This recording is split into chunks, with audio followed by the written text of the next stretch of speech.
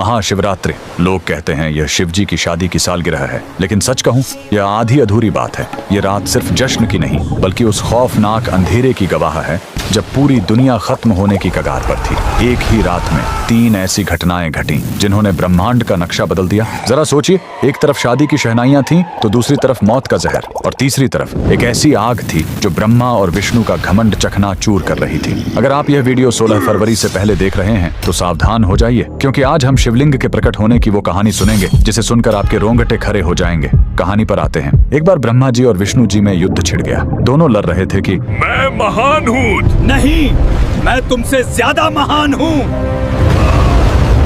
उनका यह घमंड जब दुनिया का संतुलन बिगाड़ने लगा, तब अचानक उनके बीच एक विशाल अनंत अग्नि स्तंभ प्रकट हुआ। वह आग का एक ऐसा खंभा था जिसका न कोई शुरुआत था न अंत। उस स्तंभ से एक भारी आवाज आई, जो मेरे आखिरी सिरे को खोज लेगा वही महान होगा।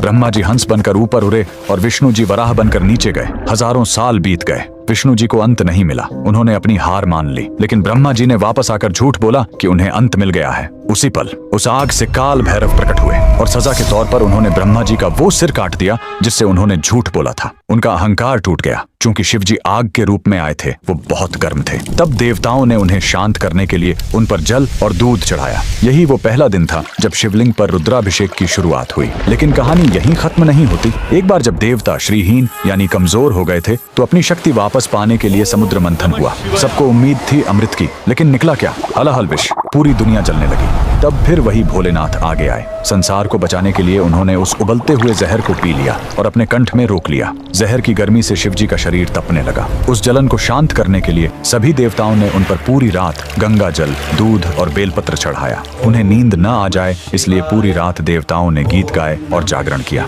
यही वजह है कि महाशिवरात्रि पर हम पूरी रात जागते हैं। लेकिन रुको, यह रात इतनी डरावनी भी नहीं है। इसी रात प्रेम की जीत भी हुई थी। जब माता सती ने अपने प्राण त्यागे थे तो शिव जी पूरी तरह टूट गए थे। वो वैरागी बन गए, दुनिया छोड़कर समाधि में चले गए। तब माता सती ने पार्वती के रूप में जन्म लिया। उन्होंने हजारों साल तक कठोर तपस्या की, सिर्फ अपने शिव को वापस पाने के लिए। आखिरकार भोलेनाथ पिघले। इसी महाशिवरात्रि की रात वो वैरागी फिर से दूल्हा बना और शिव शक्ति का मिलन हुआ। तो इस 16 फरवरी जब आप शिवलिंग पर लौटा भर जल चढ़ाएं, तो याद रखिएगा, आप उस आग को शांत कर रहे हैं और उस जहर के दर्द को कम कर रहे हैं। कमेंट में लिखें हर हर महादेव।